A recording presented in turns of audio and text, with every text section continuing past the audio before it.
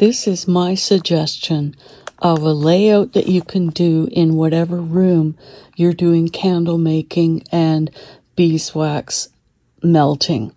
So you can work left to right or right to left. My actual setup in my room is right to left simply because of the room setup. So you want to have the heat source with your double boiler, which is a pot inside a pot with water, and that's where you're going to be melting the wax at a low temperature. So you really don't want your water boiling or bubbling. You even just a slight simmer, but you want to do it even where the water is flat, but it's just a steady, gentle heat. And it takes time to melt the wax, which is much more healthy for the wax. Now, when you're ready to pour your wax to do your filtering, when you lift that out of the water, it's going to be drippy and wet on the bottom. So you're going to need a towel area to wipe the bottom on. If you use paper towel, it'll stick to the bottom because often there'll be wax spills and wax will get into your double boiler. So this towel is going to get destroyed in time and will need replacing. And if you're like me, you'll destroy it quicker. So once you wipe the bottom, you've already got your container ready to receive the wax, and then you're holding your filter. This is maybe a strainer, and then you set your cow's milk filter down inside that strainer. I usually staple the cow's milk filter so that it's in a cone shape, so it'll stay in there, and you're going to pour your wax to whatever amount that you need to filter for your candles. Let's say we're filling this up because we're doing a lot of candles.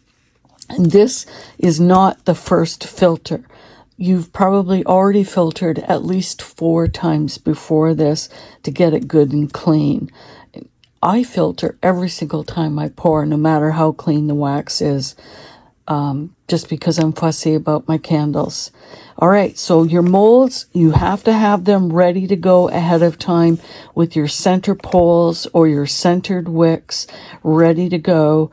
And then what you're going to do is you're going to check your temperature.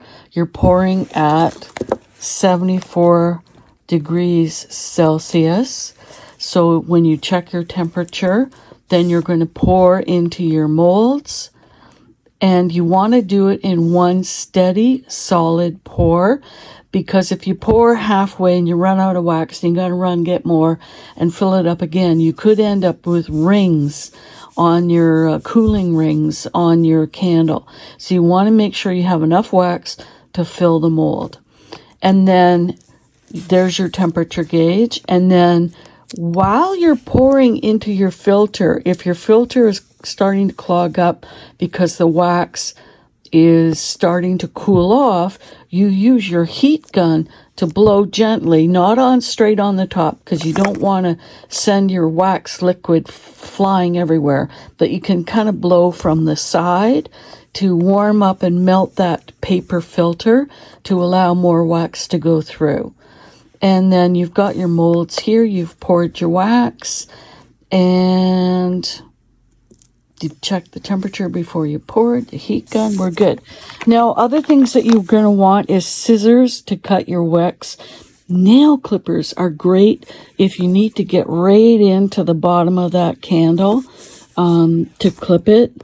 I find that the nail clippers can get way closer than scissors can. A spoon or a knife. Sometimes what I'll do is there'll end up being some coolish wax in the bottom of the container after pouring, and usually these are glass or plastic containers that I'm pouring into. So sometimes you can use a spoon to scoop the semi-hard wax up to put back into your melter again. So that's why a spoon or a knife is handy.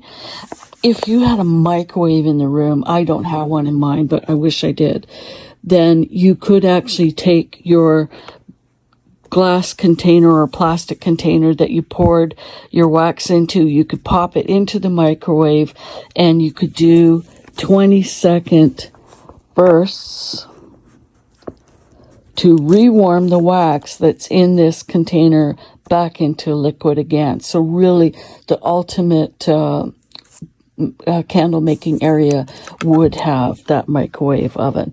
For me, I'd have to like come out of my room, run to the kitchen, microwave it, run back. So I could do that. But I mean, ultimately, it'd be nice to have it right there in the room. There we go. I hope this is helpful.